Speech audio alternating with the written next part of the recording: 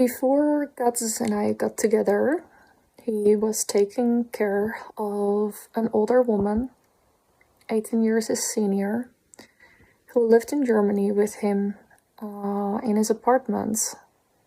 Now, he had told me that he was her caretaker, and I later found out that this was his girlfriend, meaning he was sexually active with her, and that's despite her having the mental capacity of an 8-year-old or so.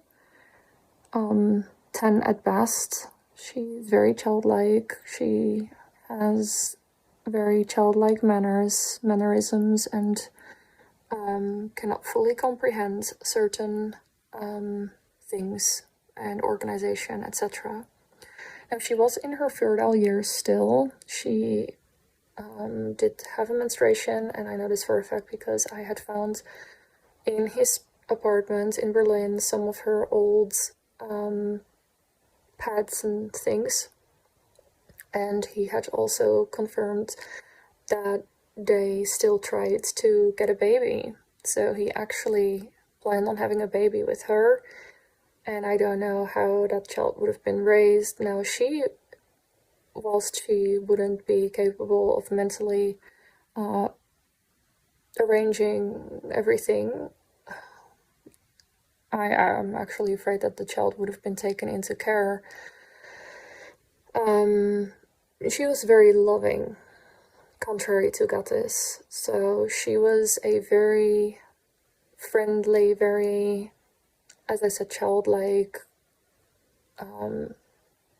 She was very sweet, and he would make use of that in the sense that he would let her do almost everything that he was fully capable of himself, such as carrying heavy loads of groceries. Now, his apartment was in Berlin at Budmannstrasse, which is an interesting name, so it's Botman Street. Ironic. So they would live there together, and he had about 8 flights of stairs where he expected her to carry all the groceries up herself. Now, she was not frail. She was quite a big woman. In actual fact, she was said to be exactly the same height as Gatis, as well as they had the same shoe size. So she was not small. He said he liked how she was very big boned. I guess I couldn't be used the same way as she could, constantly carrying stuff upstairs. She was autistic for one thing. She would take things very literal, aside from her having a very childlike mind, as I said before. Now, interestingly, he told me that she was quote-unquote normal until somewhere in her late 20s, and then all of a sudden started to get psychosis. She has been diagnosed with schizophrenia and some other things, like quite a few of those diagnoses she has.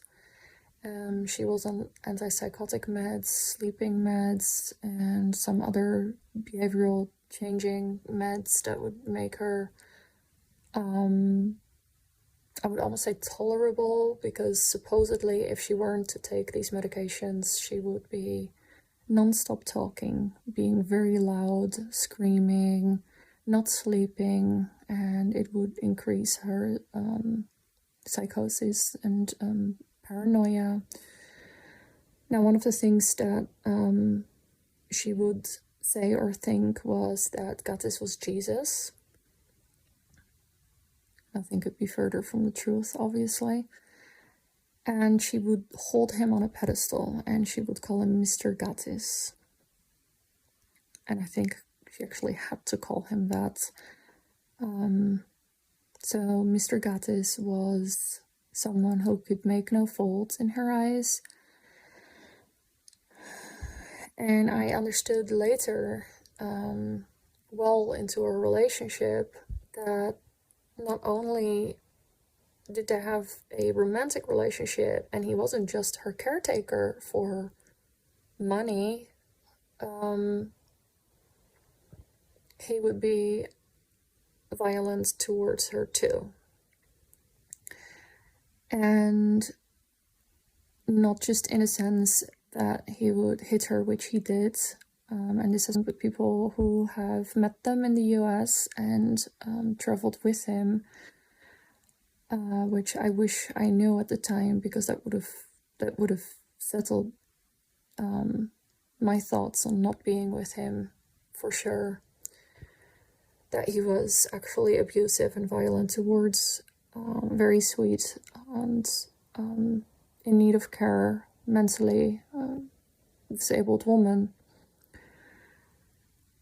He would also do things to her against her will, such as force her into having certain sexual acts that she did not like, and she told me this on the phone, and she was screaming that she did not like to be effed in the back, which he would disregard. That is rape. He had sexually forced her. He had been physically violent towards her, hitting her.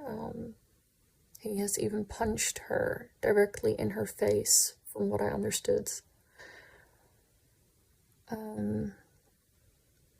So that's his ex-girlfriend, and he did not want to show her on camera, just like he didn't want to show Jasmine on camera,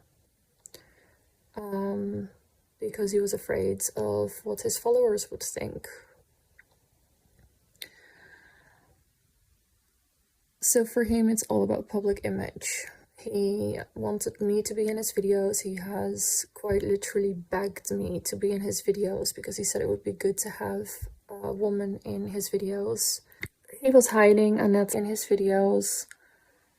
She was often carrying his bag, which is why you see him traveling around, and even though he supposedly travels with just a backpack, that meant that she was carrying it most of the time, which I have a few pictures of her carrying the bag, so that confirms that. And he has also told me that she always would do everything. She was basically his mom, but worse. So this again really confirms that he has mother issues, which, you know, fit the search history of his porn fixation, as well as him accusing me of sexually abusing my own child, which he has been saying since 2021 when we separated. So somehow he's got very severe mommy issues.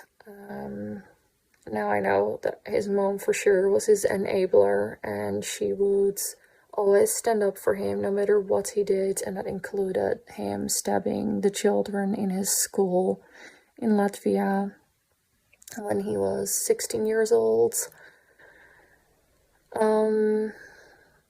She would come up with the story that he was bullied and merely wanted to defend himself, which is not true. He was, and it was confirmed at the time, in his own words, imitating a movie that he had seen. So he takes what he sees in media very seriously, to the point that he wants to act out the same scenes, things that he sees happening, which is very horrifying considering he consumes a lot of movies, series, and they're predominantly, certainly not only, he just consumes whatever he can get his hands on to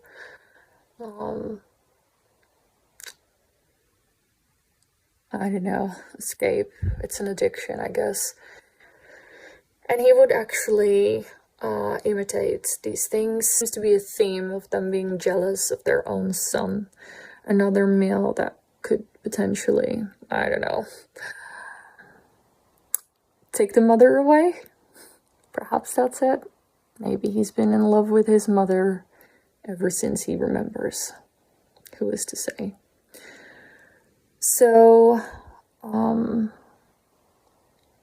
she was assuming that just because he says he wants to kill his child doesn't mean he's actually gonna do it, because, oh yeah, well, his dad said the same and he never did that, so to her that was proof that he wouldn't do it.